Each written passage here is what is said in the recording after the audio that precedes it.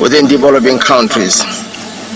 Your Excellencies, the international global governance structure to which we currently adhere was established prior to the independence of the African continent and many countries in the global south.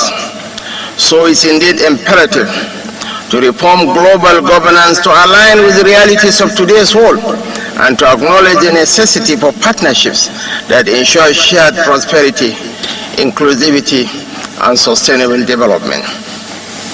Your Excellencies, the trajectory of President Tinubu's economic reforms and diplomatic alliances is intended to attract investments and partnerships to Nigeria, while aligning with international and regional cooperation that corresponds with the government's objectives.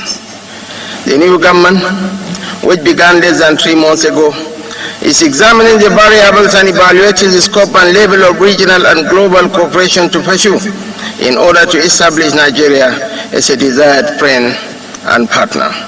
The government's final decisions will be determined once our ongoing in-depth discussions within the Economic Advisory Council, the National Assembly, and the Executive Council are concluded and adopted.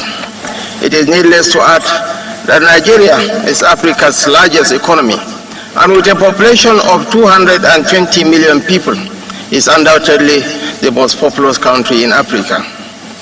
Mr. Chairman, as we approach the target completion date of the Agenda for Sustainable Development Goals, the reality of achieving the SDGs remains bleak for many countries, especially developing ones.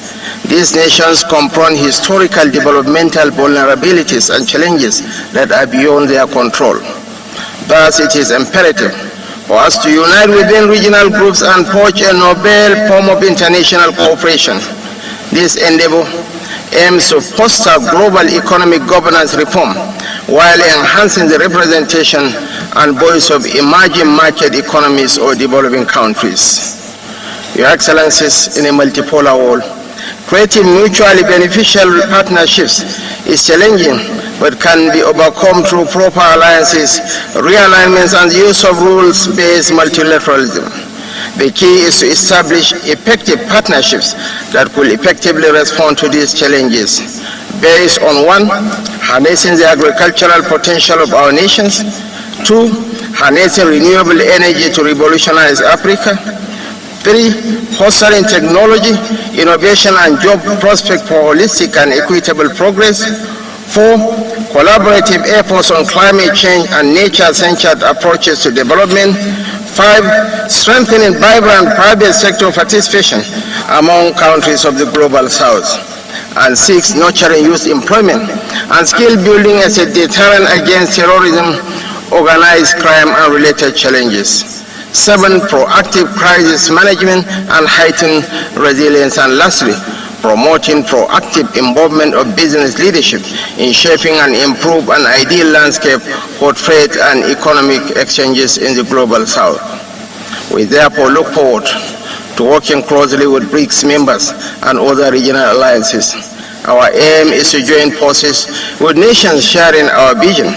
Our aim is to foster a partnership aimed at expediting growth and sustainable development across the African continent and the global south. Thank you very much for listening. Thank you very much, Your Excellency. I now invite Her Excellency Ms. Jessica Olupo, Vice President of the Republic of Uganda. Your Excellency Cyril Ramaphosa, the President of the Republic of